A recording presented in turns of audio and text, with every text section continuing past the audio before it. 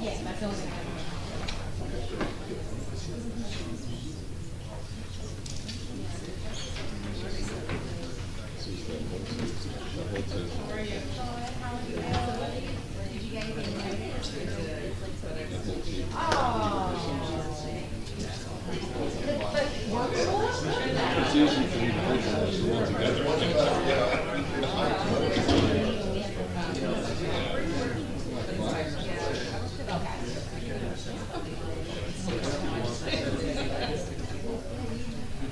But it's,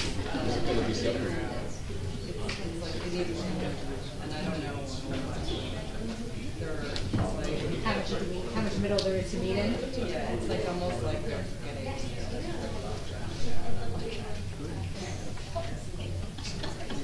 No, you're welcome. Just to tell me when.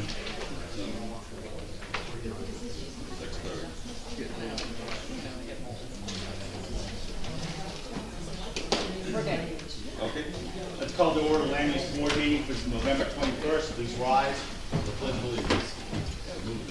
And pledge allegiance to the flag of the United States of America, and to the republic for which it stands, one nation, under God, indivisible, with liberty and justice for all. Thank you.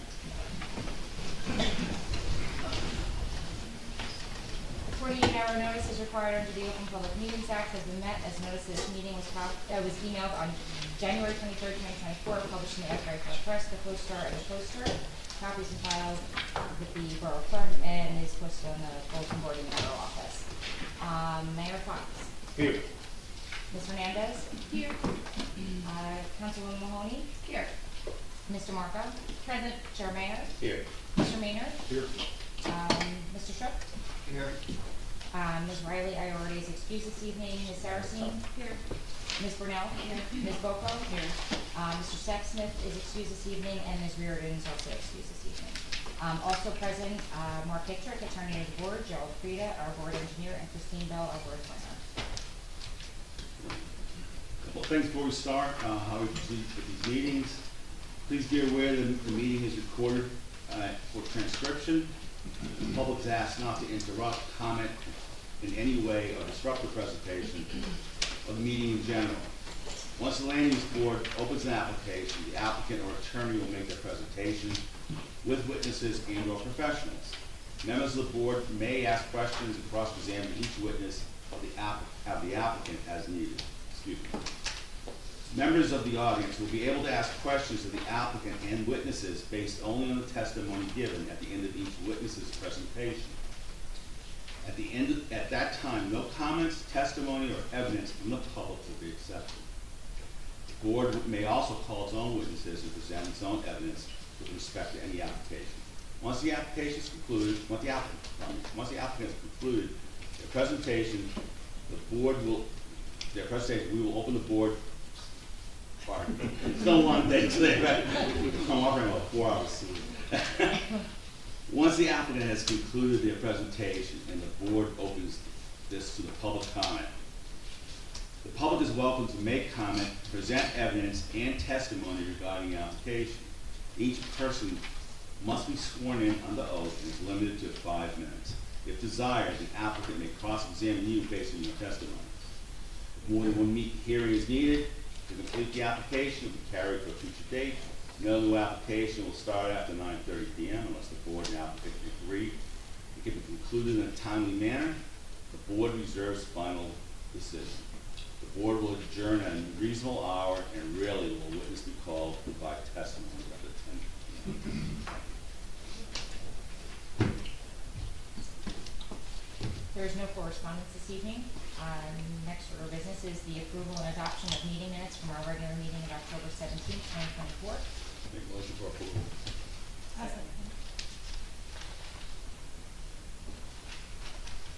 Mr. Maynard. Yes. Ms. Hernandez. Yes. Mayor Fox. Yes. Mr. Marco. Yes. Councilwoman Mahoney. Yes. Ms. Saracen. Yes. Ms. Brunel. Yes. Ms. Boco, Yes. and Chair Mayor. Yes.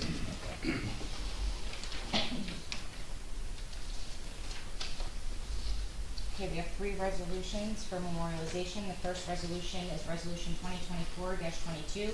This is approval of a use variance to administer permanent makeup services, Mark with Beauty LLC, Block 45, Lot 2, 705 Brindley Avenue.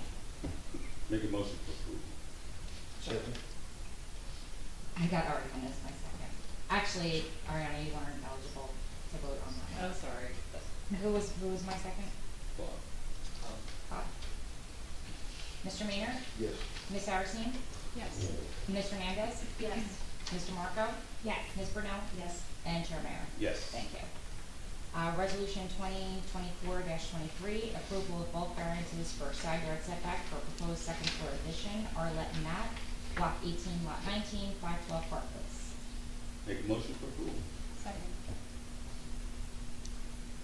Mr. Maynard? Yes. Ms. Saracine? Yes. Ms. Hernandez? Yes. Mr. Marco? Yes. Councilwoman Mahoney? Yes. Mayor Fox? Yes. Ms. Brunel? Yes. And Chair Mayor. Yes. Thank you. Resolution 2024-24, approval of bulk variances for the proposed demolition of the existing dwelling and construction of a new 2-story dwelling, Jin Fong, Block 17, Lot 10, 401 New York. Make a motion for approval. Second. You were on that one. Mr. Mayor. I really want to get in there. Yes. Yes. Ms. Saracine? Yes. Mr. Marco? Yes.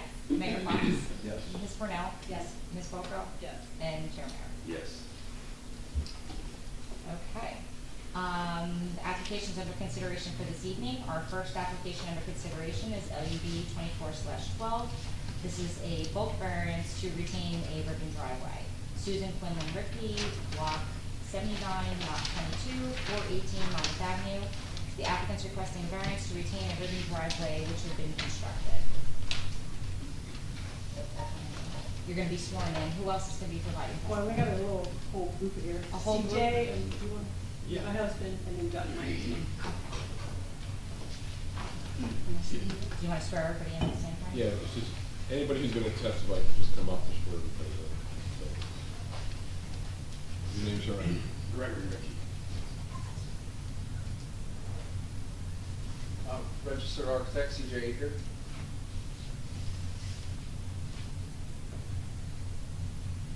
And Doug Clone, professional engineer. Could each raise your right hand, please, all of you, one of our 2 professionals, do you swear or affirm to tell the truth, the whole truth, and nothing but the truth in this proceeding? Yes. Thank you.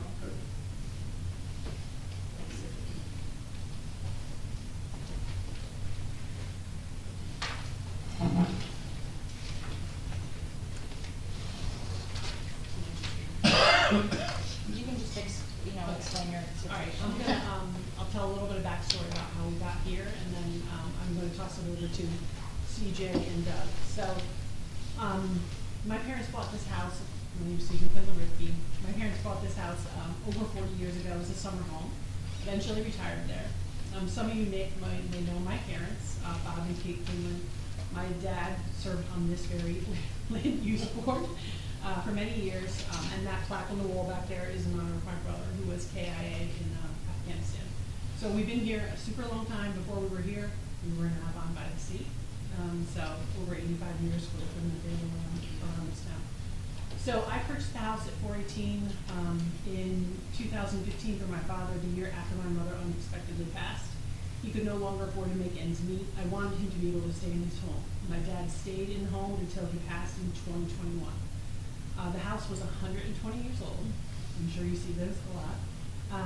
And so after much discussion with my husband and myself, we were trying to renovate it, but that was not gonna happen, so we decided to do a rebuild. And then we also decided to move our family full-time to Bradley Beach, so we're here full-time now. This was an absolute dream for me. So much fun to build a house. I just had the time of my life. I was very careful to make sure the house was feeling like the architecture of the house, of the town, all old and detailed. I wanted it to come across that way, not like a very modern beach house. This is where I found CJ, our architect. We retained him to design a conforming home and back house on the property. Conforming is an important word because I had heard all the stories from my father about the variance is here, and I did not want to put myself or my neighbors in that position. So unfortunately, not that I don't love meeting all of you, I find myself here. We made a lot of changes to keep our house conforming. We worked with the town to modify the state within codes. Our architect CJ read through many codes and unfortunately did not interpret this particular code to include grass. The drawings were submitted and approved to the zoning officer. You have one of the approved plans in your packet, which we saw was inclusive of a restricted driveway on the plan. So if you look at the plan, you'll see what we believe is a restricted driveway. It was not unfortunately interpreted that way by the zoning officer. We went to get our CO after the house was built, and we failed due to the ribbon driveway. That was news to us, a surprise to us. So we are asking to keep this ribbon driveway strip as it is. The driveway is built. We understood, if we understood it was allowed, was not allowed, we would have changed it at the moment. We would have found that out before we built, we would have changed it.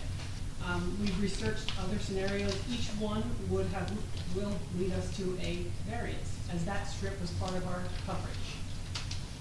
So the driveway was a large financial investment. It has sprinklers and sod in the strip. There are 6 grass ribbon driveways alone on our street and many others around town. Even a gravel strip on a new build on Evergreen Avenue. So this is not Michael, yes, and Lexi. This is not out of ordinary for Bradley Beach. The driveway does promote water drainage, which we have some of my neighbors here tonight. Everyone's very concerned about water, where water goes, so we feel really good that the grass is in the driveway. And this also keeps us under the limit of coverage for, I don't know, it's impervious coverage, I'm not an expert, but whatever that is, we're under that limit. So we took a lot of care in building this house. It's our forever dream house, and we would like to keep the grass strip as is. So I will, I think, toss it over to CJ. You want to say perhaps? Just before, could maybe questions? Yeah. Oh, questions for me, sure. Board, questions? Jerry, no issues with? No, but maybe if I could just Please. speak a little bit here and maybe condense things. So, in the borough ordinances, I cannot find ribbon driveways that are not allowed. I also can't find where they are allowed. It's one of those catch things, right? So, the section, it appears the zoning officer looked at, talks about how the driveway can't be grass, stone, gravel, that type of material. Well, the driveway they built is concrete strips going all the way down with a small piece of grass in the middle, which has been irrigated and everything else. I know it's something I think we should go back and visit that ordinance and clean up the language a little bit. That's a point well taken. I think it needs to go to the council and have them change the ordinance. Yeah, and have the zoning officer comment on it, because it really is not clear, and I can see where the professionals may have misinterpreted or interpreted it one way, and the zoning officer's interpreting it differently. Because frankly, it helps the town. It does. It keeps their, it knocks over 4% lot coverage off their project. So, my opinion is they're here. Maybe the best course of action, if the board agrees, is to hear all the testimony and then make a decision, or you're not really going to hear any testimony any different than what I just told you. I know the applicant's invested in architect time such here, but it's come somewhat, I don't be, it's going to become somewhat redundant. We already know what it is. It's a misinterpretation of the zoning. Yeah, or a different interpretation. I wouldn't call it a It's wrong, misinterpretation. We're careful not to position ourselves as we just, whatever happened, happened. It's just, I Yeah, can we're see here. both sides. I We're get here. it. So, I don't know if you want them to go through testimony. Well, we which is still open fine. up the public question right now, and then, if there's nothing there, we can move to the architect. We put in succinctly what we're doing and Okay. move on. I'm gonna open this up to the public question of the applicant, of what's covered testimony. You see, now we close it. We have your, What is it? I apologize. Hi, my name is, Oh, nice hi. to see you, How are Mr. you? Mayor. Alexandra Esposito. My husband, Michael, and I live at 4408 Evergreen Avenue. I'm hoping that you all will Those grant. are, right now, just questions only Okay, of what the questions. applicant is, if the applicant Okay. has presented. That's all. Okay, I'm sorry. We'll open up the public comment Okay, after. hi, Lori. Seeing none, we close it. We'll have CJ come up and. Sure. You want, sorry. Mr. Mazzoni. You're talking so much.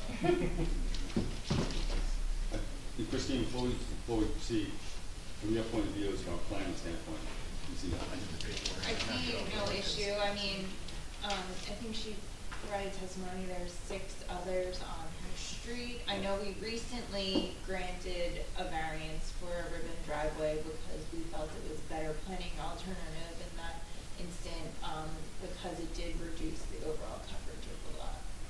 Right. All right. Thank you. I have a tendency to talk a lot, so I'm gonna ask you. I'm gonna say, I'll skip a lot of it and summarize a couple of things. So we got a lot of that. I'll pick you on. I'll summarize a couple quick things and maybe give you a little bit of my research to help with your conversation with the zoning officer. One is, it was very important to them to have a conforming design. At one point, we did get a denial for, we had a driveway that was closer than 2 feet to the property line. And we said, listen, we are ready to submit, the builder's ready to roll, the mason's ready to start the foundation. And Susan said, nope, rules are in place for a reason. We have to revise the design, with no, cost of time. It was very important to her. So that's all I'll say about that. And then one more thing, just to clarify the code interpretation a little bit.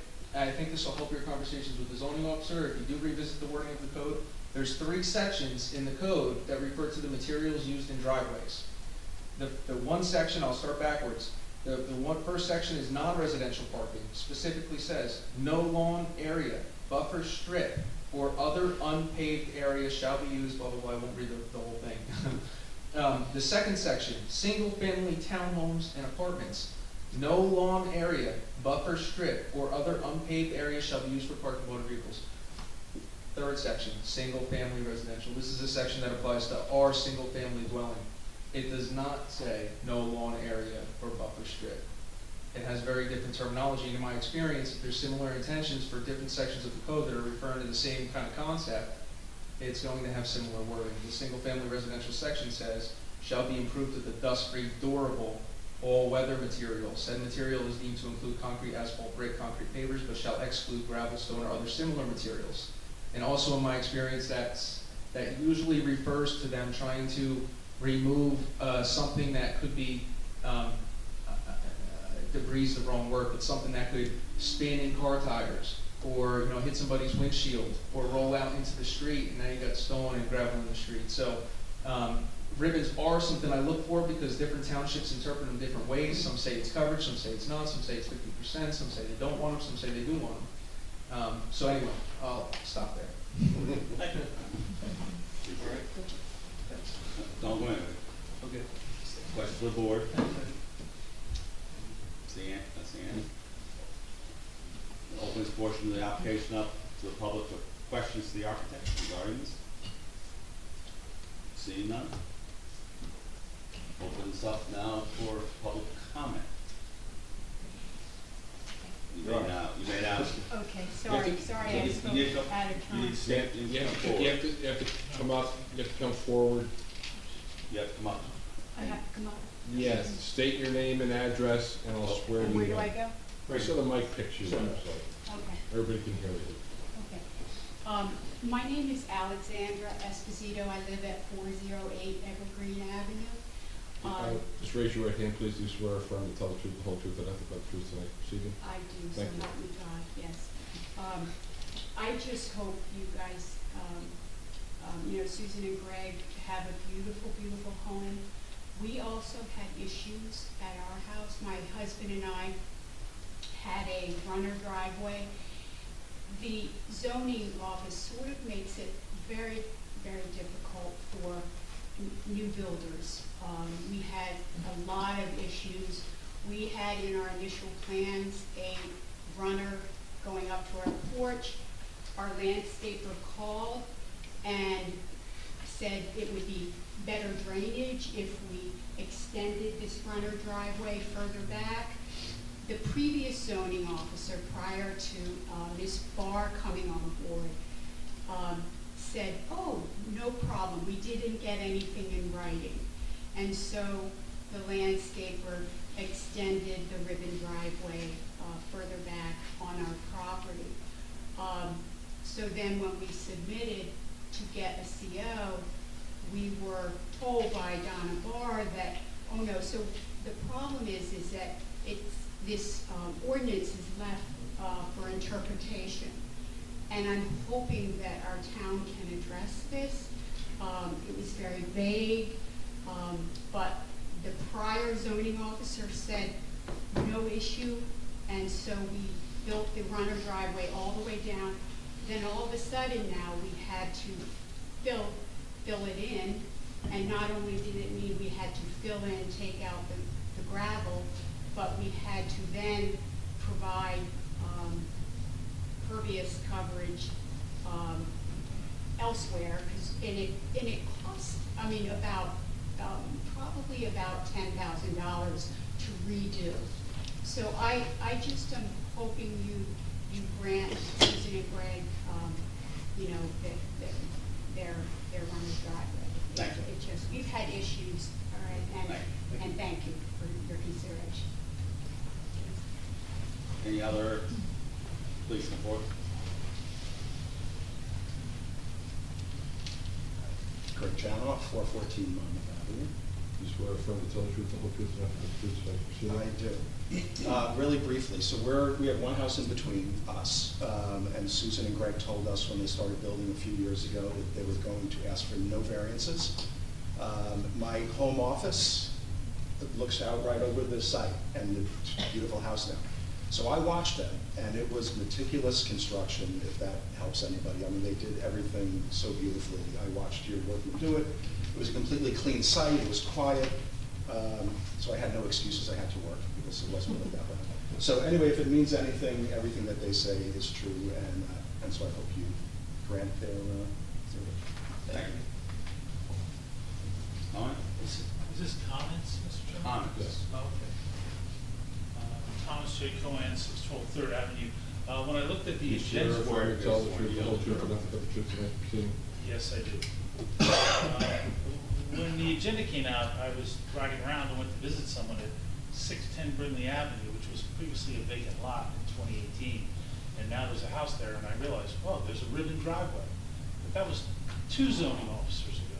So again, there's been different interpretations over the years.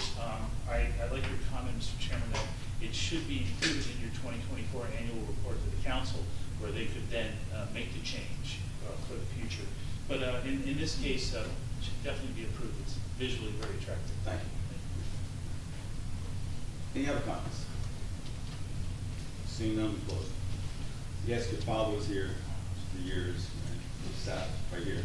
I pulled up an old, because I've never been to one of these, I pulled up an old one. It was when you guys were on Zoom and my dad popped up on YouTube. I was like, oh my God. He wasn't shy about I it. feel like he's trying to want me to make me do this. He wasn't shy about it. He wasn't shy about it.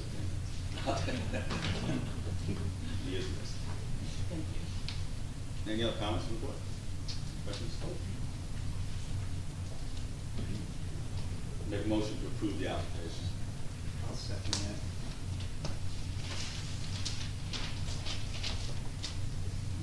Nope, yeah, you have to vote. Mr. Maynard? Yes. I agree almost done. Ms. Saracine? Yes. Ms. Hernandez? Yes. Mr. Marco? Yes. Councilwoman Mahoney? Yes, but I'd just like to say, the purpose of municipal land use law, 40:55C-2I, is to promote a desirable visual environment through creative development techniques and good civic design and arrangement. This ribbon driveway is an example of that, while not increasing the impermeable lot coverage. So yes, vote yes. Mayor Fox? Yes. Ms. Brunel? Yes, she's a record for the squad for coming with the brand. Mr. Sharp? Yes. And Chair Maynard? Yes. All Thank you. Thank you, you're good. Congratulations. Thank you. Yes, thanks. The resolution will be next month, and then we'll get that over to you. Just have to put a little notice in the newspaper. Okay. Happy birthday. Thank you. Thank you so much. I appreciate it. You want your pictures for this? Do you want that picture? We don't need them, they weren't presented, so it's fine, whatever was submitted, we're gonna leave that in the file. Okay, thank you so much. Thank you. We're gonna make our way up. Good thing I set up that easel. No,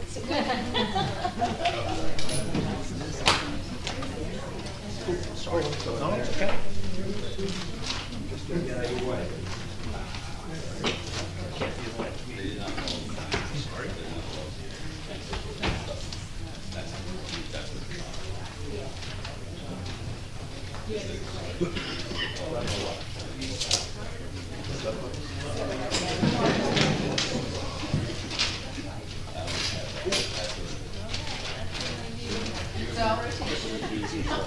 Once again, you get the home run.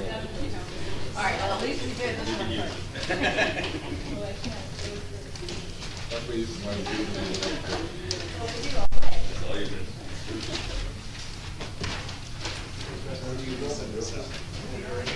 Bill, They're leaving, so, yeah, because they have to recuse themselves, so. Ben, it's up to you if you want to set it up, everybody gets to see it right there. You sent me the I got it. PDF, so. Okay, the next application under, right?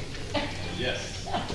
The next application under consideration is LUB 24/11, preliminary and final major subdivision, the Borough of Bradley Beach, Block 41, Lot 1, 419 Lorraine Avenue. The applicant is proposing to subdivide the existing parcel into 4 residential building lots. There he is. Where is it? Yes, we need legal. Okay. The applicant is represented by Michael Ash, Esquire. Mark, have you reviewed the notice? I have reviewed the notice, the board can accept jurisdiction. And what I would just add, this is an application which, I don't want to steal Mr. Ash's thunder, but we would refer to this as a subdivision by right. The applicant is not seeking variance, so no variance is being requested, so. Thank you. Good evening, everyone. My name is Michael J. Ash. I'm a partner in the law firm Carlin, Ward, Ash, and Hyatt. That's H-E-I-A-R-T. Our office is in Forum Park. It's my great honor to represent the Borough of Bradley Beach. I want to thank everybody for their service here. I am chairman of the planning board in the town where I reside, so I know how thankless this can be sometimes. As your council noted, this is a fairly straightforward application. This is a preliminary and major subdivision application for a fully conforming, as of right, no variances, no waivers.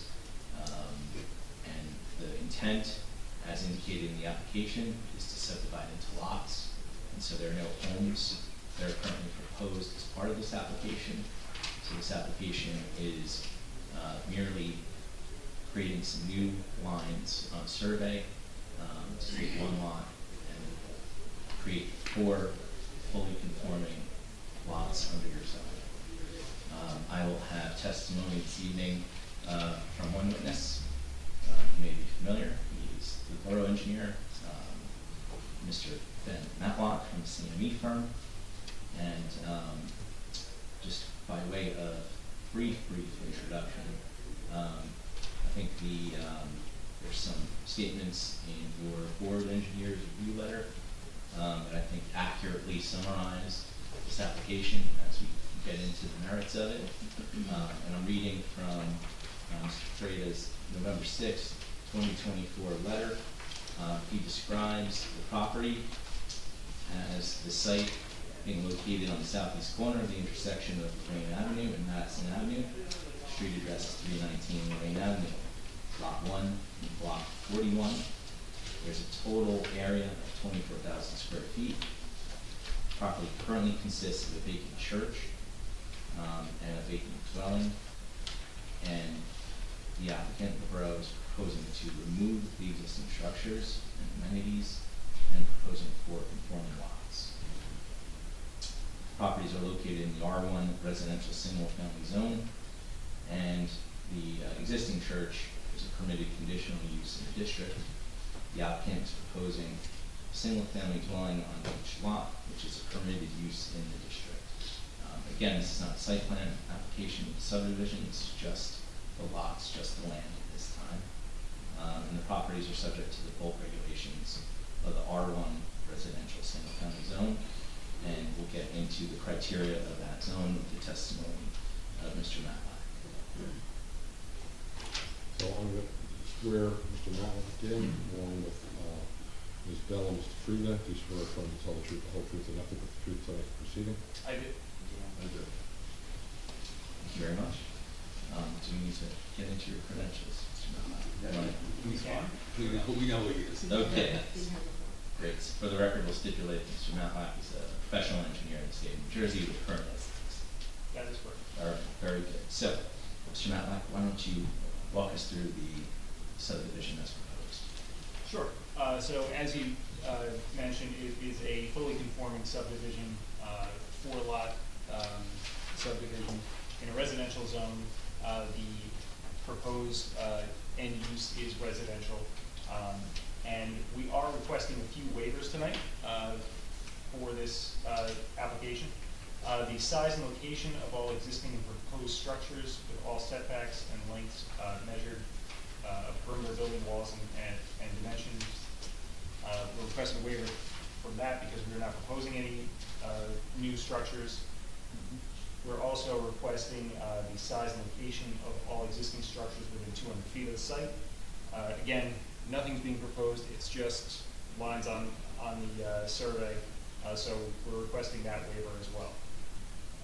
The last waiver we're requesting is a grading and utility plan. Again, no improvements are proposed at this time, so we're requesting that waiver. Your board engineer did identify one minor error on our zoning table, which we can certainly fix, and have no issue with that being a condition of approval. And the other conditions of approval that are recommended in the board engineer's letter, we have no issue with that, and we can comply with those. If you would, why don't you go to the board and just quickly identify the site and just confirm that all the lots and the dimensions proposed conform with the R1 zone. Just to be clear, that one, upon approval, can you read what that actually is to the ordinance? The condition of approval?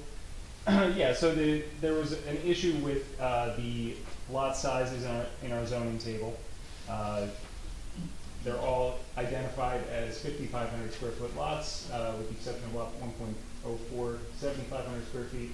But in reality, this corner lot is 6,000 square feet, and then this next lot in lot 1.02 is 5,000 square feet. So that's where the issue was. Those were identified as 5,500. Thank you for clearing that. You could just repeat that again, I'm sorry. Sure. Lot 1.01 is 6,000 square feet. Lot 1.02 is 5,000 square feet. And that will be corrected on the zoning table. Yeah, all right, thank you very much. And just 5,000 square feet is conforming. Yes, the minimum lot size for the R1 zone is 5,000 square feet. We do conform to that. Excuse me. The lot dimensions are also conforming. Minimum frontage, minimum lot depth are all conforming. And then the minimum setbacks are conforming. We're only showing the setback lines on this plan because we don't have any proposed structures, but the intent is for these lots to be fully conforming, and plot plans will have to be submitted to, upon the building of these lots. And any variances that are requested would have to come back to the land use board at that time. Those proposed lots, dashed lines, Correct. So, that's like, So it's a standard way to show the building envelope, it's done all the time. Doesn't mean they're gonna build a house in that whole block, because they can't, because they would need building coverage, et cetera. This just gives a small parameter to whoever buys the property to know that their structure has to be some principal structure, and it has to be in that box Without triggering a variance. without triggering variance. Right. Sometimes the way the code is written and the way an application is prepared, you can have a subdivision where there's an owner who's proposing to subdivide and also build the structures, the residences, and then sell the completed new residence. This is not the case. The intent is to subdivide the land. In the future, the individual lots could be sold to individual owners who would then have to avail themselves of your building process by filing an application for a building permit, et cetera, with its own zoning review, and by then hopefully permissible with the driveways. Back here or back of the construction office? Right. So if, assuming there was an approval tonight, assuming that on these lots, each potential buyer would have the ability to build a conforming house without any variances. Correct. So if they came back to this board, they'd be seeking variances that are not currently contemplated. Yes, and there would be review by your zoning officer first when that application for a single-family residence building permit is filed. And to the extent that there are any variances needed, they would be back here before the board. But that is, Each lot stands on its own. Correct. Each lot has its own presentation. yes, Right now, it's just the lots, yes. Correct. delineating the lots. Anything you'd like to add? I don't think there's anything else, unless the board has any questions. You can see mine.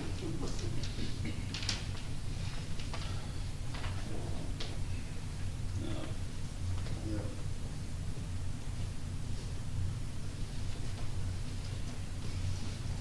Open this up to the public. Questions for the engineer.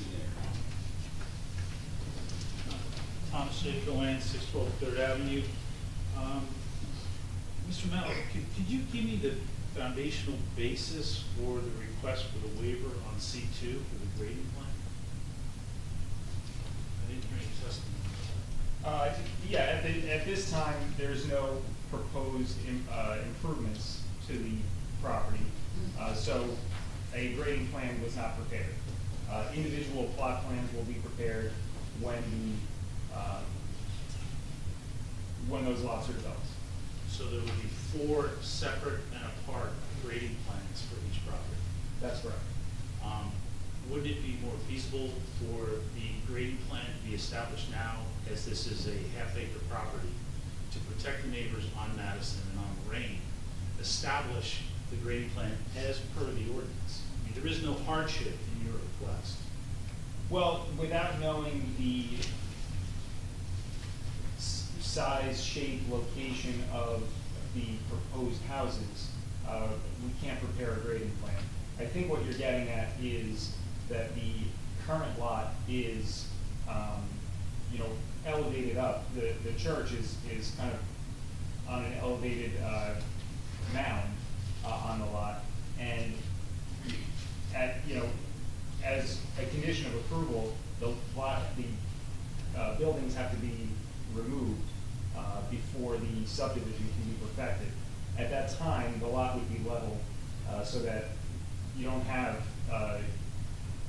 a significant grade difference from the existing property as it is to the neighboring properties. So you'll be removing those retaining walls, is that your testimony? There is no plan currently right now, but yes, the demolition of the property would include removing the structures and some general grading to make the land Mr. Kicker, developable. the question that's being bantered here, there's no construction going on by this application. It's strictly drawing the lines, and it has to go through to the next process of the demolition plot, and then that's a whole nother process, and you're trying to mix them together. Right now, it's strictly for the lines. And that's it. Nothing more, nothing less. Mr. Chairman, trying to establish. I know that, but this is not the place because there's no construction here. So if you understand that, then we don't go forward. May I ask that comment? Sure. application, it's completely outside of what we're talking about for this application right now. I know you don't agree, but that's okay. Well, Ms. Ash. Yeah, Mr. Matlock just mentioned, that there's gonna be demolition that takes place as a condition of approval. And that means the borough will apply for a demolition permit. And that permit will have its own conditions at the time that demolition takes place.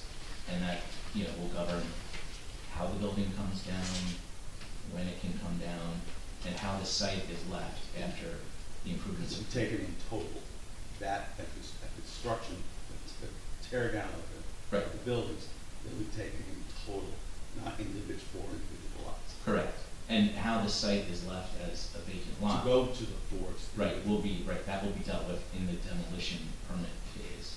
And that is even before individual lots are ready for construction. That answer your questions? I have some more questions.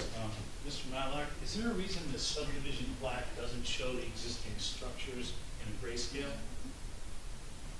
For ease of reading it. The existing structures are shown on the survey, which I have a copy of.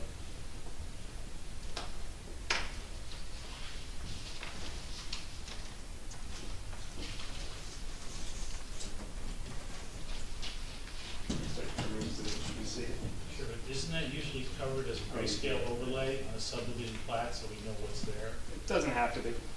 Okay. We can go back to that one you just had up because I have another question. Thank you, sir. I was wondering, here in item 6, under your general notes, I know you didn't prepare this was prepared by someone else, but, well, that's a little too big. Existing frame dwelling to remain, all other structures shall be removed. Could you tell me what the existing frame structure is? I believe that's probably the parsonage building. But the testimony is that everything's going to be demolished, so that's not really accurate. Well, the testimony is, as a condition of approval to perfect the subdivision at some point in the future, which is not the approval today. This is not perfecting the subdivision. In order to perfect the subdivision, demolition of the improvements will be required. But that's not what this map says, which is part of the application. Well, I think, and maybe Mr. Freedy can clarify this, but I think the intention of this condition is to not create any variances when the subdivision lines are created. Right now, where the building, the church sits, the subdivision lines are going through the building. So in order to have a conforming subdivision and not create variances or encroachments, the church has to be demolished. Is that accurate? Yeah, it is, and I guess, and I don't know this for sure, because I didn't prepare this, but the existing parsonage, if it were to be left there, would there be any variances under this subdivision? I don't believe so, no. Okay, so the option to actually renovate that building would be in play for the borough if they wish to do that, or whoever buys this subdivision down the road, a builder, to build. And that's lot 1. Lot 1.04. But if they need variances for side yard or whatever because of its location on the lot, we'll have to come back to this board for approval. That's correct. Otherwise, But that's not a given. look, it's an old building. Chances are they're just going to take it down when they take the church down. I don't know. It's going to really depend maybe on who buys this. It can be stipulated. Well, can it be stipulated?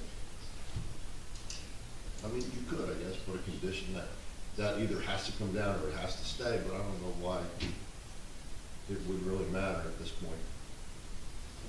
Just looking at it clean slate. If the board felt that way, I guess you could make that a condition of approval. Well, we're not to that point. And we propose to build anything like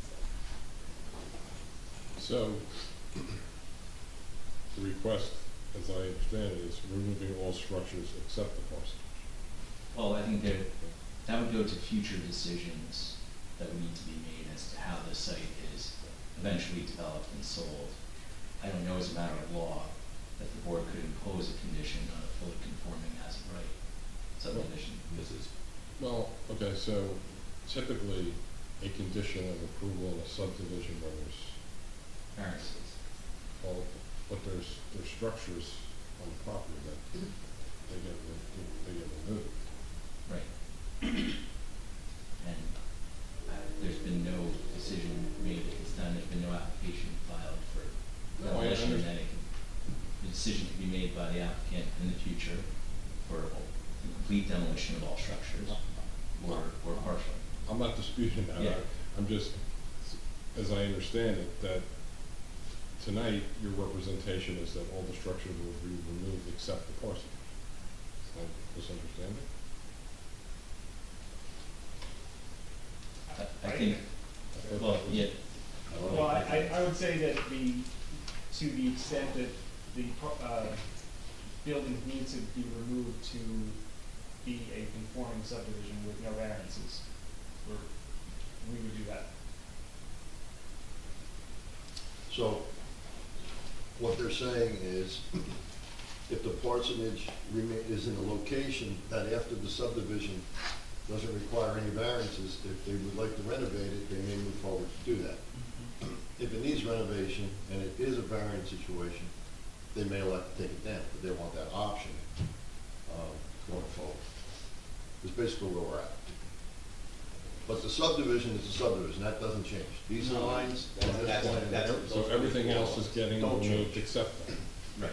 Okay, that's, or that may come down too. right. It could. Right? I don't know Right. what the intent is, but, yeah. That's kind of a little wrinkle. A wrinkle, just a little oddity, but, you know.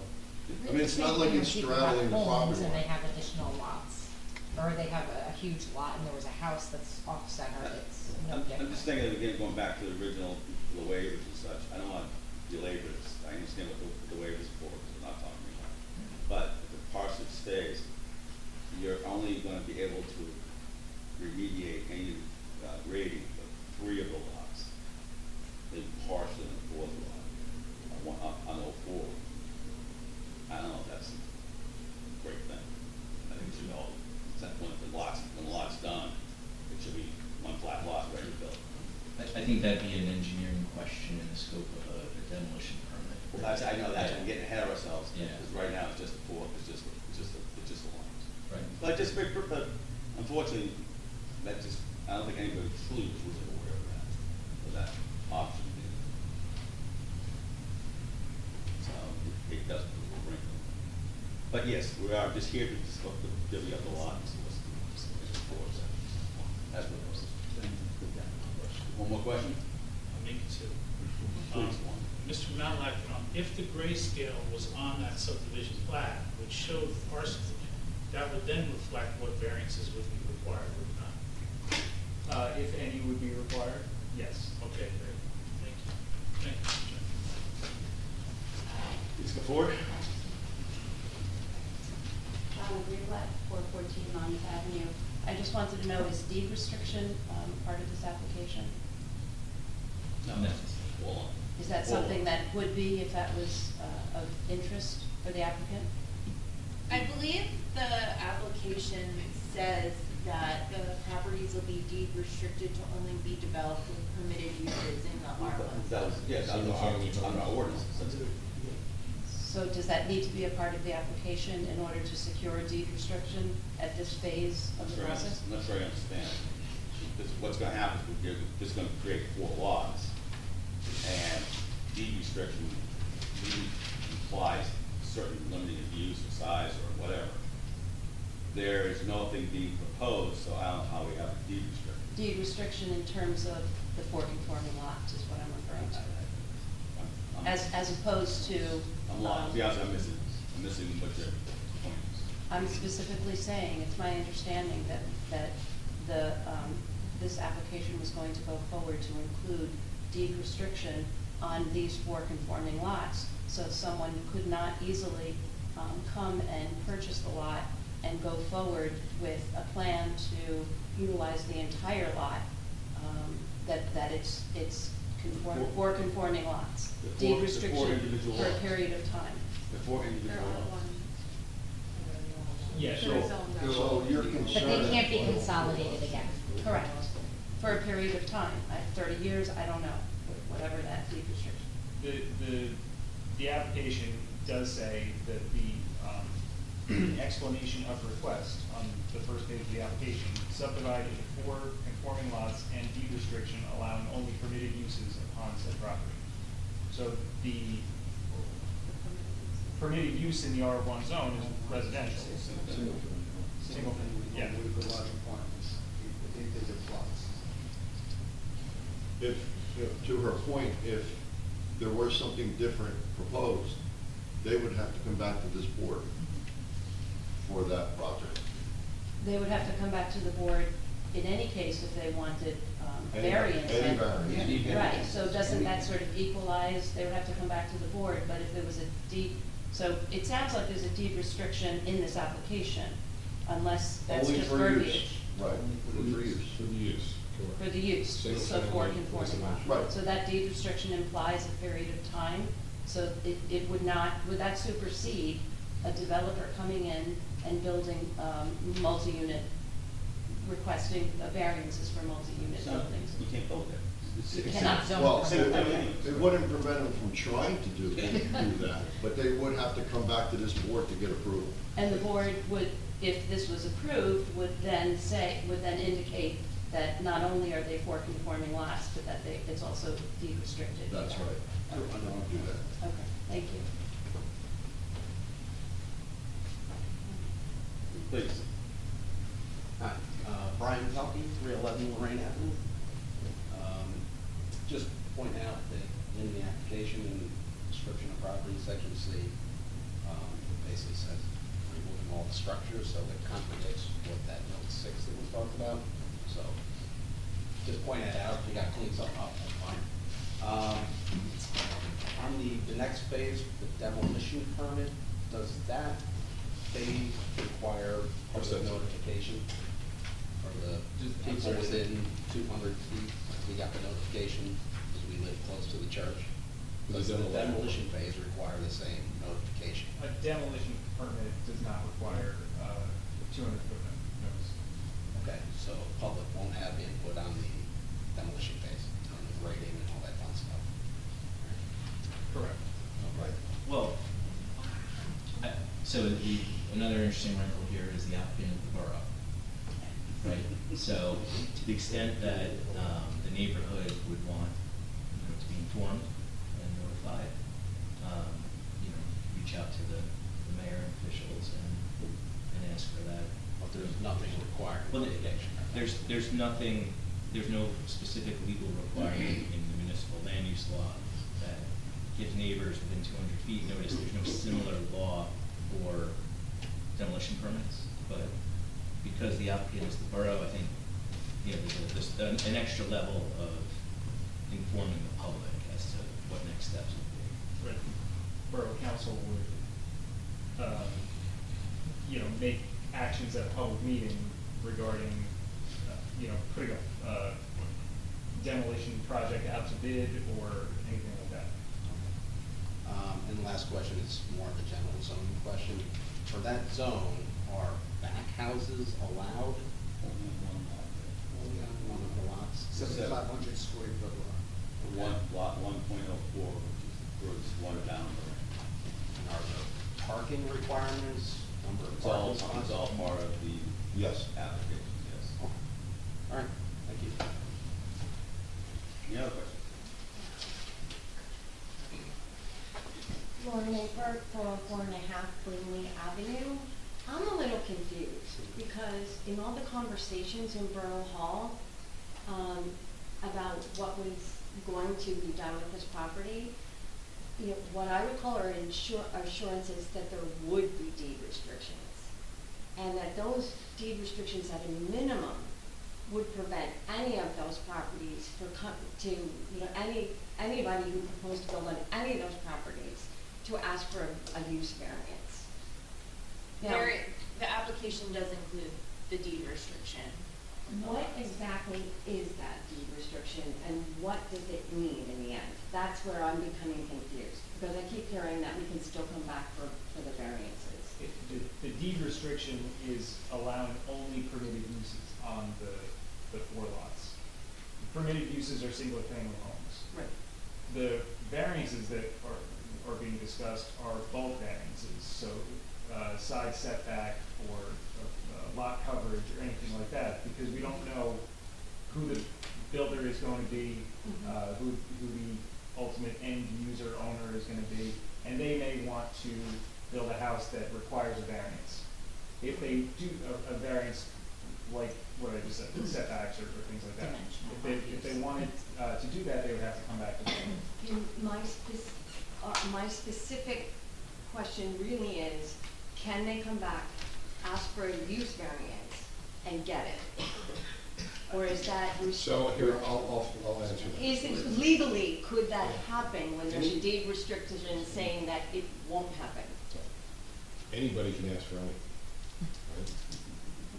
So if you're asking, would somebody be forbidden from making an application, the answer to that would be no. However, there's a deed restriction saying that they can't do that. It's not zoned for that. It would. My question is really rather simple, and I perhaps I misstated it. I wasn't picturing it as a restriction against somebody asking for it. I was picturing it, is there a restriction against the board granting it?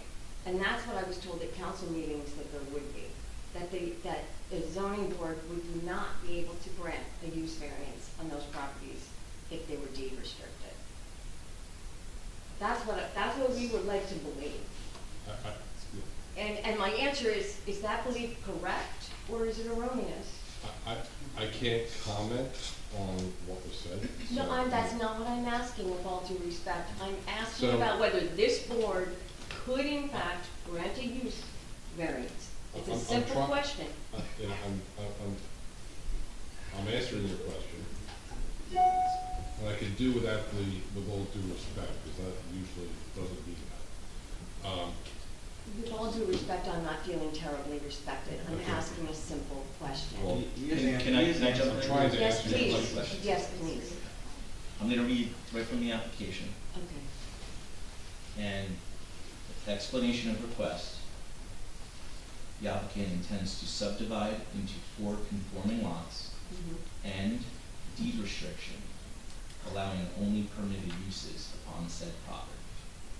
So we haven't drafted the actual language that's going to be in the deed restriction, but I think the intent here is to have a deed restriction for only uses consistent with the R1 zone, which is single family. And I continue to have the same question. If someone comes back and in spite of that deed restriction asks for a different use, for example, a 2-family house, We can't predict that. I'm not asking. Someone can come here and Please ask. don't interrupt me. Yes, I didn't finish my question. Please. It's a yes or no question in the end. Yes, that's the answer. The answer is that if somebody comes back and asks for a 2-family house on one of those properties, would this board have the legal authority to grant it? That's a yes or no question. So the answer is yes, Mr. Meyer? The board can, as constitute, can generate a decision as a variance. If the case is made and makes sense for the town, but let's be realistic. We're asking for 4 single-family homes, lots, that the town, as the applicant, is going to restrict itself to single-family homes. And that's all that's That's all it's gonna be. So, But then it's really not. Do you know, so because it's not going to be the town that builds the homes. So, and I've seen zoning boards constitute and reconstitute with all, you know, and again, forgive me all due respect. I think what we're saying is it's in the best interest of the town, who is the applicant, to maintain single-family homes on those 4 lots. It's not, it doesn't behoove the town to decide to allow an applicant to put a two-family home in.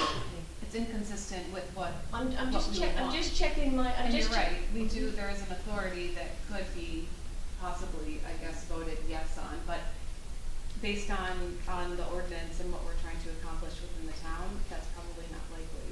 It's just inconsistent. So with the what we answer, so the want answer to is achieve. possible but unlikely. See, that I had the misunderstanding that that deed restriction meant that the board then could not grant that particular variance. So I was wrong. Well, can I clarify something too? Yes. So this proposes, this is an extra step beyond just the board having to grant a variance and consider the planning testimony for a use that's not consistent in the R1. That would be true of any property in the R1 that somebody was trying to build a two-family or multifamily. This application and the borough is committed to the extra step of the deed restriction. I think at some point, if somebody tried that, there would be an extra step. There would be a legal opinion at that point as to whether or not this board could even hear that application. But we don't know because it's not a question we're answering right now. It would require that first initial legal threshold question, can that applicant apply, even though there's a deed restriction? That may stop them at that point, or not, depending on the answer to that question. Okay. Thank you. Well, any other questions? Please. Hi, Jeanette Pelkey, 311 Lorraine. So I think you mentioned earlier that the one lot, 1.04, would allow a back house? Yes. Why would that be? Because 7,500 square feet. That's a new ordinance. Anything? So even though my experience, that street has a lot of back houses and people with driveways don't use their driveways, so it makes a parking problem? You can't control it. The house has to be all conforming to our zoning application, or zoning ordinances. They're allowed a back house, a garage apartment with a driveway leading to the garage. We can't make an ordinance that you must be to the driveway. There's no way to prevent a future back house. I understand houses that have existing back houses, but there's no way to put an ordinance that can stop back houses.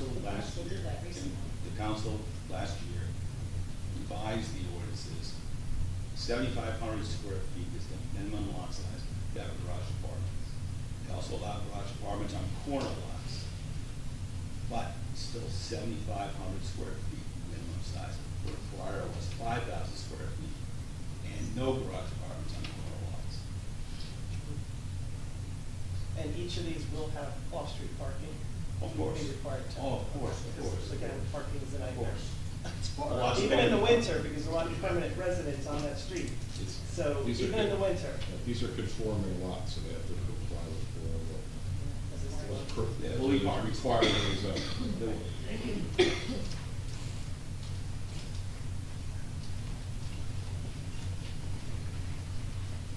Thank you. Anthony Lorito, 703 Madison Avenue. I'm just trying to make sure I can clarify whether the intent is for 4 separate properties, 4 separate lots to be sold, or is it one developer subdividing 4 lots? So the lots, if this is approved, the borough can go ahead and effect subdivision, okay? Which means the 4 lots will now exist on your tax maps. 4 individual. 4 different lots. 4 different lots. Right. Then the borough, they're not in the business of building homes, so they probably look to sell the lots, either to one builder or 4 different builders or 2 individuals. Yeah, and they will have to put plans together for their new home. And as long as there's no variances, the zoning officer can give them approval and they can go ahead and build their house. They can be inspected and everything else that the town does for their normal projects. If there's any variances needed, we call them bulk variances. If they're needed at all, they're gonna have to come back to this board, whatever the reason is. Yeah. But I don't think anyone would anticipate that happening. But the actual sale of the lots, are they gonna be sold as 4 lots? Well- Or as 1 lot I think the borough's gonna probably look to do the best they can for the borough itself. Can they make more money doing it individually? Can they make more money selling together? Can they make more money doing two and two? Is there an intent right now, though? None of us know. We can't. That's not. We can't answer that right now, but That's not what this board does, but if it's approved tonight, there will be 4 individual lots. Right. I think some of the questions just kind of stem towards if one person buys it, then they could come back and potentially do something other than.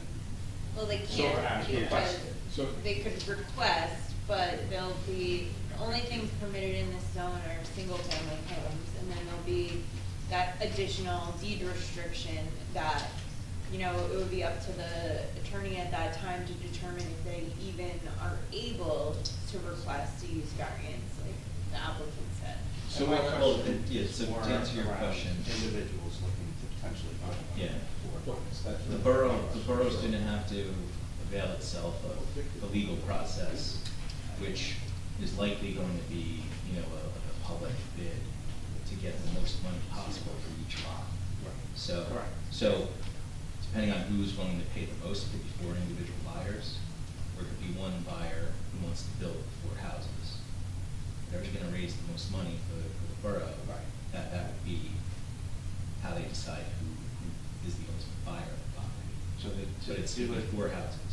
for it to be 4 separate, would the borough take down the church then? Have to figure that piece out? So that's what we were discussing earlier, the borough's gonna have to demolish the church, because otherwise, you're gonna have the improvements that span the new lot lines, and that would not be allowed. Just ask to be careful about, see, the borough will take down the church. The borough itself is not gonna take down the church. Well, Our agents, we Correct, contract, so correct. it has to be clear about that. Yeah. And it comes- I meant the borough as applicant. Just be clear. The borough as applicant. So to complete what's in front of you, the church would have to come down, the other building would not. Could possibly stay. Awesome. Okay, but it'll be to that point. Okay, all right. So I just want to add, just for everything, being responsive to your question, a lot of, I think, planning was designed to make sure that these are 4 fully conforming lots. And that's how this is being presented. So if someone were to come, and we've had applications, so there's a lot of commentary, you could build a conforming structure on this property. Well, this is designed for someone to build a conforming structure on the property. So if someone were to come here, even for a bulk variance on an application, Be a really good reason. the board is going to be asking a lot of questions why you can't build a fully conforming structure on this, knowing that this has been subdivided in a way so that you don't need variance. Correct, yeah, so, we've been looking at that church for 22 years, and we love it, first of all, but it is what it is, we're at that point. Thank you all for taking this as seriously as you do, we get it where it needs to be, so. Appreciate it, thank you. Thank you. Yes, sir. Linda Duffy, 312 Ridley, my property adjoins, Linda Duffy, 312 Ridley Avenue, my property adjoins the back of the church. I just want a little bit more clarification on the structure that's remaining on notations, number 6 on the site plan. Wouldn't it be in the best interest to have that either taken off or clarified better? So you have to ask the applicant that question. Oh, okay.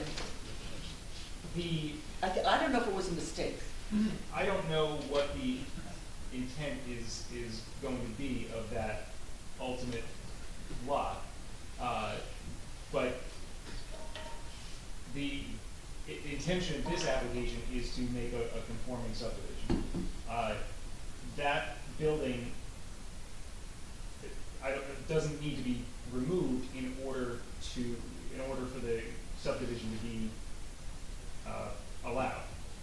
The church does have to be removed so that, as Mr. Frieda said, the lot lines don't cross the building. It doesn't overlap on the, you know, all the other lots. The borough may demolish that building, I don't know, or a developer may demolish that building, or they may renovate it, I'm not sure. I don't even know if that building's condemned. No one's lived in it for years, but I think we need a definite clarification on that before we go forward with approving anything tonight. Well, I think that was a mistake. If the building is condemned and a developer came and fixed it up, you know, they would need building permits and they would have to get their inspections by the building department to get a certificate of occupancy. So there's another permit process that accounts for that. Okay, and I'm sorry, I don't know your name. Michael Dash. Hi, Michael Edge. I'm Linda Duffy. You said the deed restrictions haven't been written yet. When are they going to be written? As part of the subdivision perfection process. So This is just a delineation of lines. it's the approval that allows the final engineering to come up with a final subdivision plat, which is the map. And then there will be individual surveys for the lots with meets and bounds descriptions. And then there will be the individual deeds with the descriptions for the new lots. Okay. So presumably, in the deeds for the new lots, that's where you have the deed restriction from the borough to the purchaser. All right, and my other question is why would this be here? Application is requesting waiver on B18, 19, and C2. Why would it even have to be here for us to see and concern ourselves with? Because the proposed structures, we don't know what those are yet. They are going to be individual single-family homes, but the ultimate developer is going to come up with those plans. We don't know what the size or shape of the house is going to look like, or where it's going to be located on the lot. So that accounts for B18. B19, the size and location of all existing structures within 200 feet of the site. That is the survey shown here shows, I believe it's buildings and structures within 50 feet, so that you can see where the structures are on the adjoining properties surrounding the lot. But 200 feet, it's unnecessary, in my opinion, to show 4 different lots away from this property, all those structures. So we're requesting that waiver. And then the grading and utility plan, again, we don't know what the ultimate development of each individual lot is going to be, so we're requesting a waiver of that. Okay, thank you.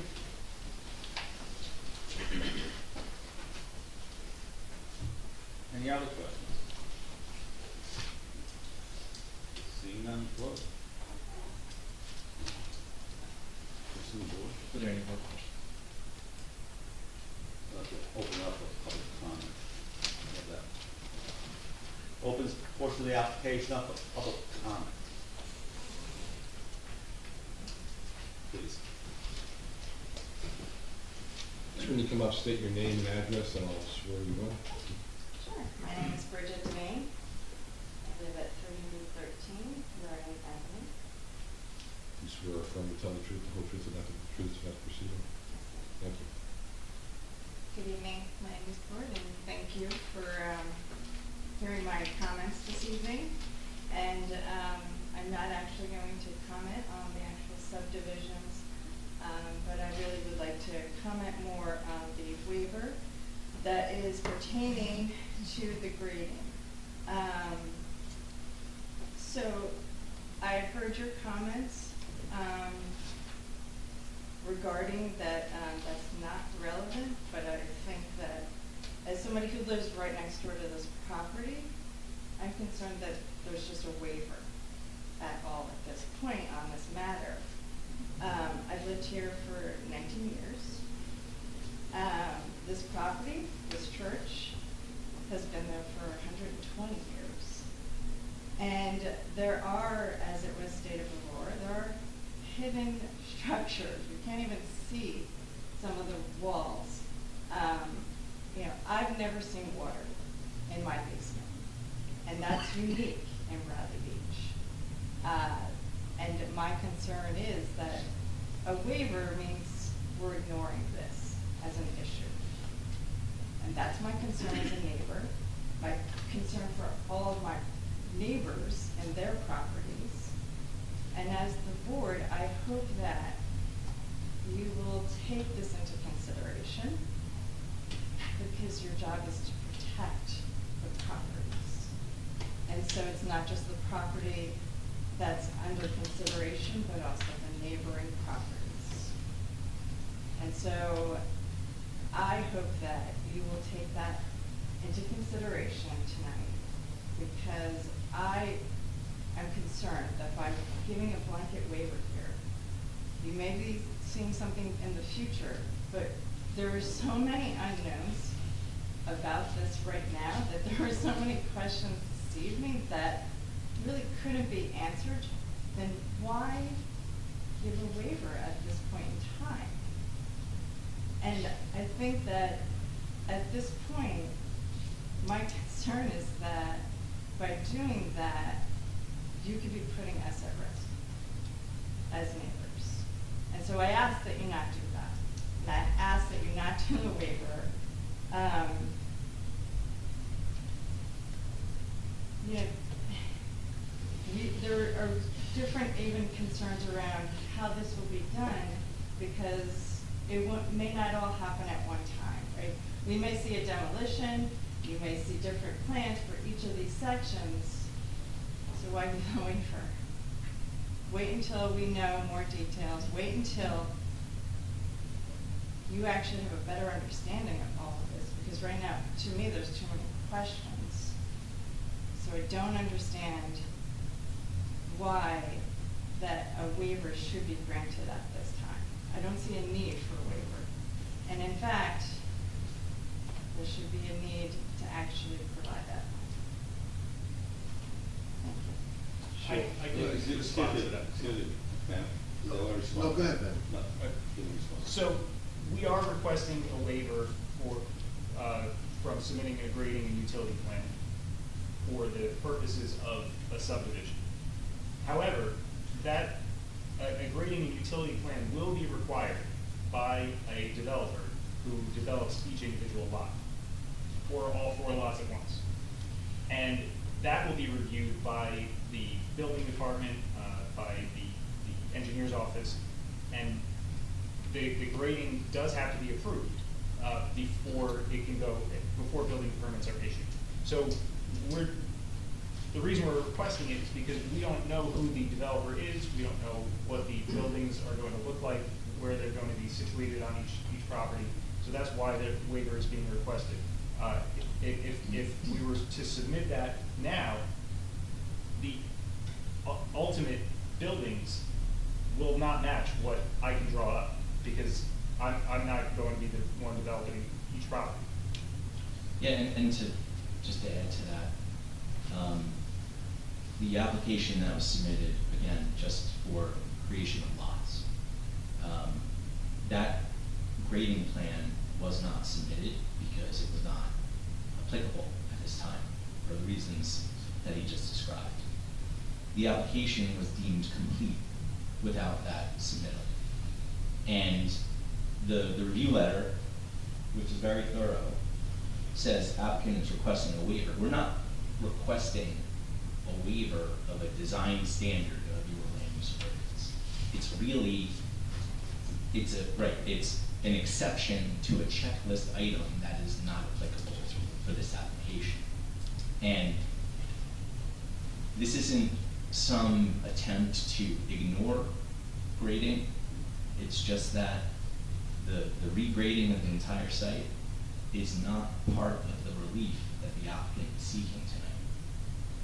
It will be addressed during the demolition phase of the improvements, where, you know, it is my hope that the borough would, through their contractor and oversight of the borough engineer, you know, take great care in how those improvements are demolished and how the site is graded and left after demolition, which would be an interim step before selling out the lots having individual applications for residential homes, single-family homes, and what the finished grading will be for each individual home. So I think there will be a lot of attention paid to the grading of the site. It's just not part of the actual subdivision relief that we're seeking as the applicant. Sure. So, all that is true. I think the one safeguard that we always look for is that the neighboring properties aren't adversely affected. And I think that's the concern that was just brought forward. I don't know if it's I don't think it's a big hardship for the borough to do something along that property line to make sure that water will not run off the property onto their property. Would that be done under demolition plot? It could be, but the question is, well, if I could ask, does water come across the property line now when it rains real hard? Is water coming across? Do you notice at all? Or? I mean, is it runoff from the other property? I don't know.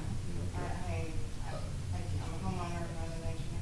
Yeah, I mean, you know, sometimes, you know, water just comes rushing off a piece of property onto somebody else's. It does happen, often. Yes. More than we all like to say. So I'm glad that's not happening. But, I mean, you know, maybe the borough could consider something along that property line to help protect the neighbor next door. As part of the demolition plan. But here's the problem. The demolition plan may not happen for 6 months. Right. So Every what step of the happens, way. you know, before that?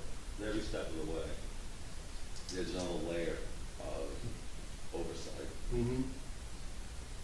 tightening up the plans to prevent that. This is not a waiver in general, this is just a waiver at this time, because we're not even dealing with But as a property owner, it. I understand. I think knowing that the board was actually advocating for us and not just saying, we can disregard that. But at this point in time, and it's not just my property because there are 3 other properties that touch. So it's not just mine. There are 3 other households that will be impacted as well. So my concern is that you do what you can to not put us at risk. The town, right? the town, I'm sure. And then it means that, so for 4 different applications potentially, we have to come and advocate for ourselves 4 times, whereas I feel like you're putting us at risk potentially, and take steps to make sure that. So I'm just providing you with the information. When you say 4 applications, nobody knows the future, but it's unlikely there'll be 4 applications coming here. It's likely, no guarantee, but likely they'll build based on this deed restriction, conforming structures on the property, so they wouldn't be coming back. So then how do we know then that the grading will be addressed?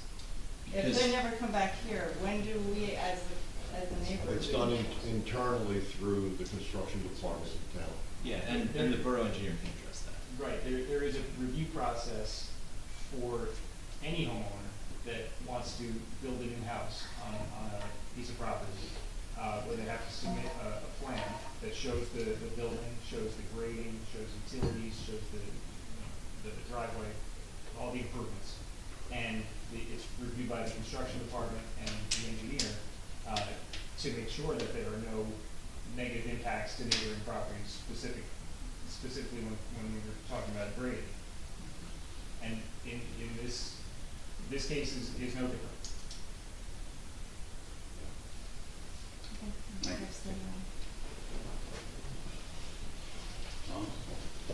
Thomas J. Cohen, 612 3rd Avenue. I just Swear want and affirm, tell the truth, the whole truth, and nothing but the truth in this proceeding. Yes, I do.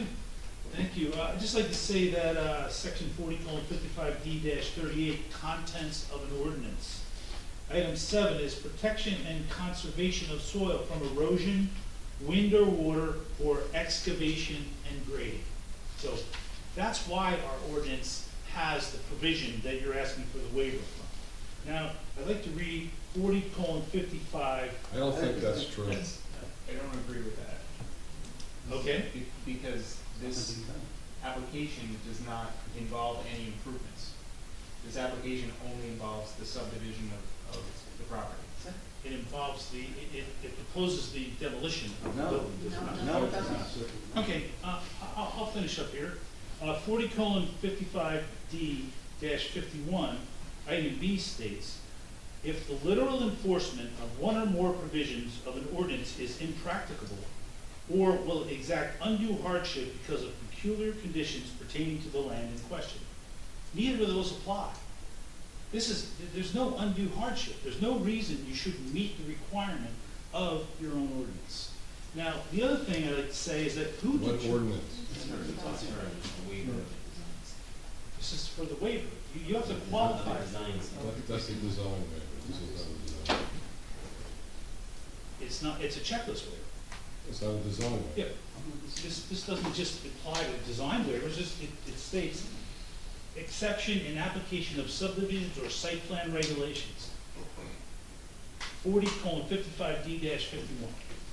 That's the heading, and that's what it states. You don't meet the requirement to grant the waiver. So again, we're looking to protect the residents. I have no problem with this sketch plat, except for the grayscale should have been included. So I'd like to make a proposal that the grayscale gets included, item 6 gets removed, you come back for preliminary in December, and then bifurcate the application to a final approval once the building is demolished and graded to the grading plan, which we will submit in December.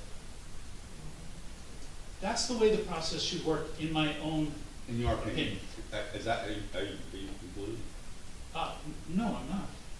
Just asking, I want to know because your time's running. Well, the other person had Excuse far me, more than excuse me. 5 minutes, so Excuse me, finish up. Sure. I don't believe this has been presented properly. We can't establish what variances are required of the property which may remain or may not remain. We're not sure, but the variances should be included in the subdivision, and they should be included in grayscale. This is an incomplete application. I don't believe you qualify for the waiver, and I don't believe that this map is prepared properly. And I would, again, request that you come back next month with a proper application. Thank you very much, Mr. Chairman.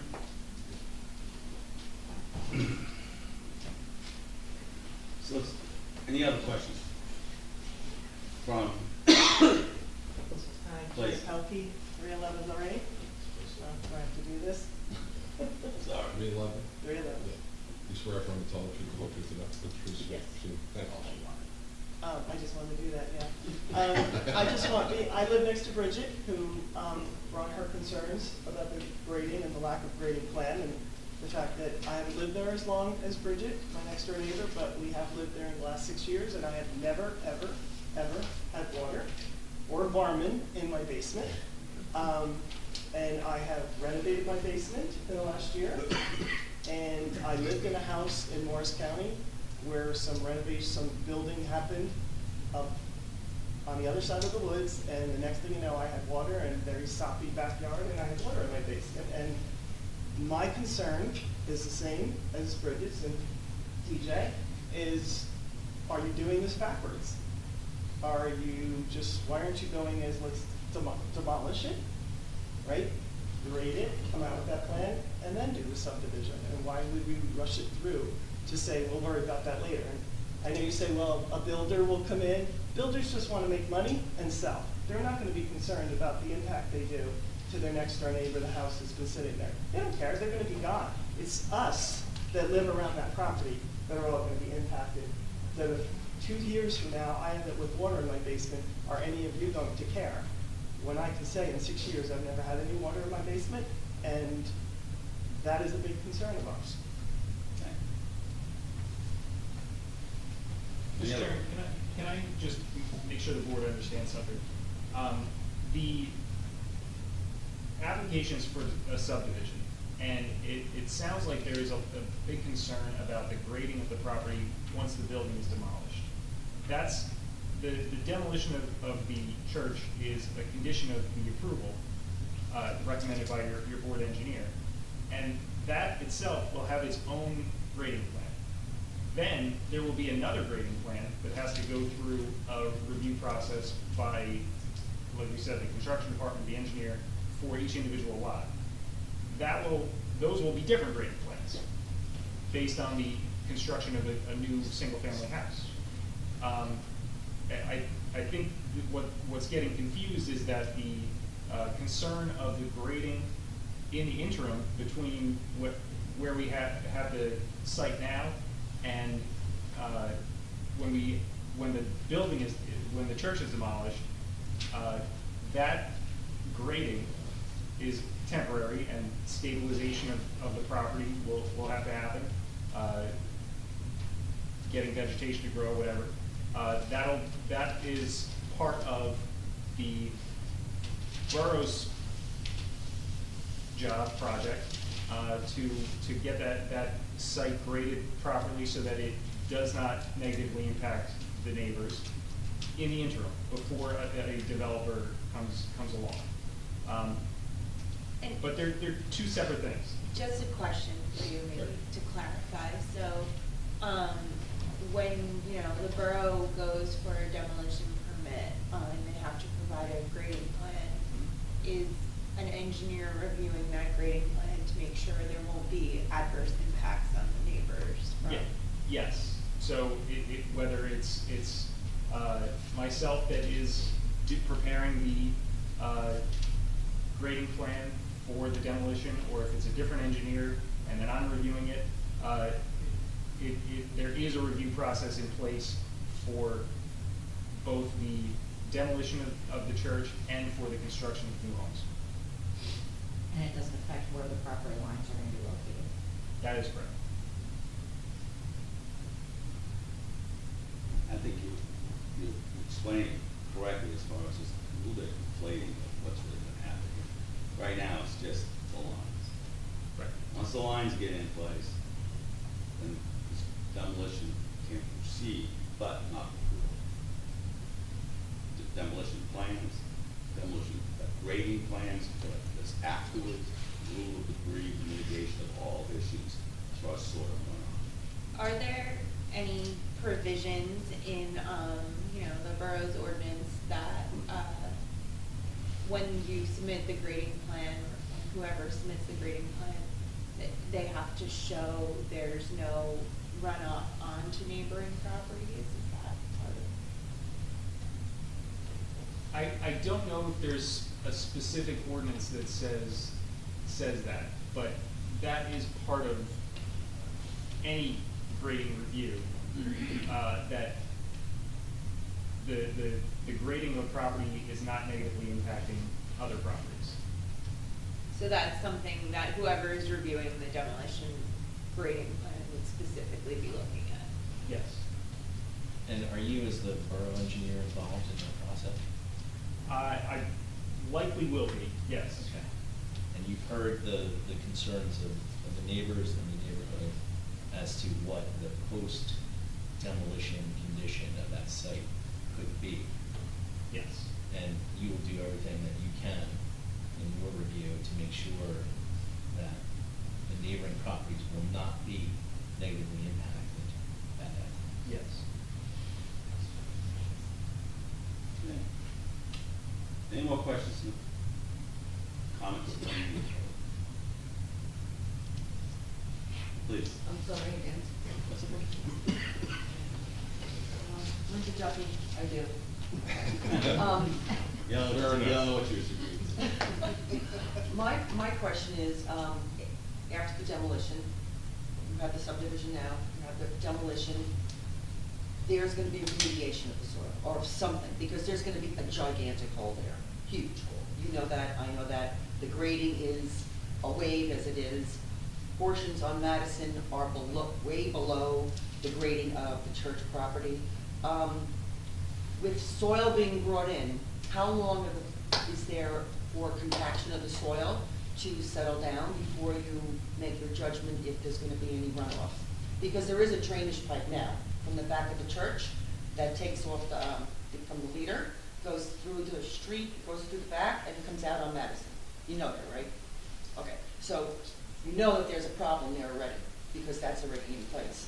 And during the rainstorm, it gets mushy over there. So I'm just wondering, when they bring extra soil in, because they're gonna have to, because no one's gonna have a basement that's 20 feet deep. Because I'm pretty sure that that gym area is pretty deep. I'm not sure how deep it is, but it's very deep. So soil's gonna have to be brought in, so is there an amount of time that you wait for the compaction of that soil? Let me just. Do you know what I'm saying? I know I'm getting yes. ahead. No, I understand your question. Okay. And I think you also understand that you are getting a little bit of. I know, but we're all concerned. Of course, so that question, while I think it's important, it's not entirely relevant to this application, which doesn't mean it's not going to be considered in the future. It should be. But what you're describing is, I think, and tell me if you agree, that would be part of a scope of work for a demolition vendor that the borough would have to prepare specifications, go out to bid, find the lowest responsible bidder, and at that time, those kind of practical engineering concerns would be addressed. Is that fair? Yes. Okay. So, and tonight is, it's not the last step. It's really kind of the first step. And so I would recommend staying in touch with the borough. I will be. Yeah. But because these are all valid concerns. Yes, it is. That will be addressed in the future. Well, I'm concerned too, because Yeah. actually I think, item number 6, I think that's a mistake. So who actually went over this and nobody else Yeah. here picked it up? So I don't agree. I don't think it's a mistake. What it is You don't think it was a mistake? No, because it's We were a- under the impression everything would go. well, that may be the case in the future. What this plan shows is what is needed for the borough as the applicant to meet the standard. I heard of that subdivision. 5 times already. But that's the I answer. understand. That's All the right, answer. that's the answer, but I Yeah. just wanted to put on record that I said all this because we're all gonna be watching. Okay, and that's fair, and that's all valid, yeah. It's your neighborhood. Please do. I know, I live there. No, please do. It's your right. Any other questions, comments? Seeing none, close it. Anything in summation or? Just very briefly, we did submit fully conforming as of right application. No requests for variances, no requests for waivers of design standards. I know the review letter uses the word waiver, that is kind of lowercase w waiver. I think you could also insert the word exception. I think you could say exemption. It's not a waiver as the land use law uses that term of art that would require the relief that an applicant would typically seek. Application. Correct. So, I think members of the public, residents in the neighborhood, neighbors of this property have identified, valid concerns about how this property will change once the status quo changes. But I think we've, very robustly described the processes in the future, the safeguards that are in place, and the different steps that the borough as applicant will have to go through from this first step in the subdivision approval through creating lots, the demolition of the improvements, and eventually the sale of 4 lots for 4 single-family homes. So, thank you. Thank you. Any other questions, comments from you? I think we can just acknowledge that this is like a highly sensitive topic in town for many people for many different reasons. It's been a very long project. I think we can all probably, people that are even in close proximity, property-wise, emotionally, they have their own personal opinions about this property. So, I think we're all hearing the concerns, and, we, the board, came here tonight specifically to talk about literal survey lines and understanding that this is the very, very first step of some progress that's happening with this property. So, moving forward, please do engage, because these are all I think we put this very well, but valid concerns and things that the town should be respectful of for the community, and there are steps in place for checks for us to recognize those things. So, yes, let's move together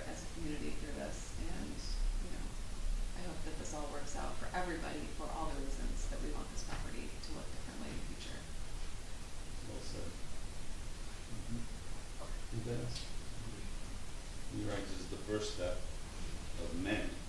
And as I said before, as a resident, as a neighbor to this property, you've got to stay engaged.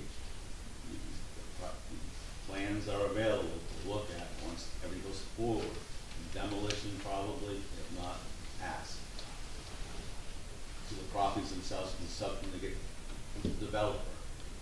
Look at them, understand them, and your concerns up to the construction department. Do not, if you don't stay involved, once this is done, tonight from us, this is the last time we'll probably see this application. Because unless somebody comes to us, that's something that's a variance, ask for a variance on these conforming lots, which is very difficult to get. And builders in town have shown they can conform to the lots when they have given the opportunity of a large lot like this. Without variance. So, we go forward.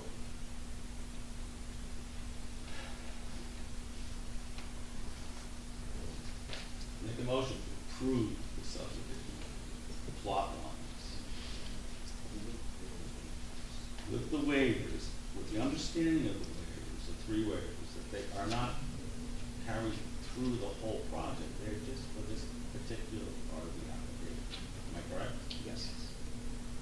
So going forward, there are no waivers given to this project going forward. It's just on this part right here, because it's not, you have to draw the lines, figure out what's gonna go there. I'll second that motion. With the removal of the church. I apologize, yes, correct. And Yes, removal of the church and the deed restrictions. correct. And that, And all other conditions specified in the November sixth review letter from your board engineer. and the parsonage on lot 04, is proposed to stay, maybe, but if it has to conform to our setback rules and everything else, for the remains, is that correct? We are not here proposing to leave improvements that would create a variance situation. We can't approve the lot line that will give a variance, make a variance. Correct. So everything has to be clean. Yes. Have to be clean. Yes. Am I saying that correctly? You are, but recognize that if that existing building were to stay as is, with nothing more than interior renovations, whatever, it could be a existing non-conforming building. That's true. Okay. We can define this now. So that could happen. It's Well- not Highly unlikely, but it could happen. So, but they're saying the subdivision will have no variances, and that would create that would create variances if they don't meet the setback requirements, and because it's a new lot, those are variances. So if keeping the structure creates any type of variance, it needs to go, or they Needs to need to go. come back. Then it will come down. Or be modified. Perfectly good. Right. But we're not intending to create any variance. But right now, no, there's no new variance being created. It's just the lines on the plot. I'll second Okay, Mr. Maynard, Yes, I approve the subdivision. Ms. Saracine, Yes. Ms. Hernandez, Yes. Ms. Burnett, Yes. Ms. Boco, Yes. Mr. Shook, Yes. and Chair Mayor. Yes, it's time for this project to move forward. Thank you, everyone. Thank you. Thank you.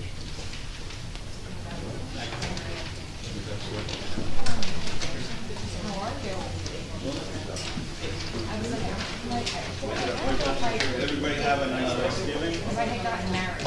I don't know if when I sent you the email, I put, or put Make a or motion not. to adjourn. Like, she doesn't even know who I am. I begged them. We're adjourned. Motion and second. Great. Thank you. Happy Thanksgiving. I am on there.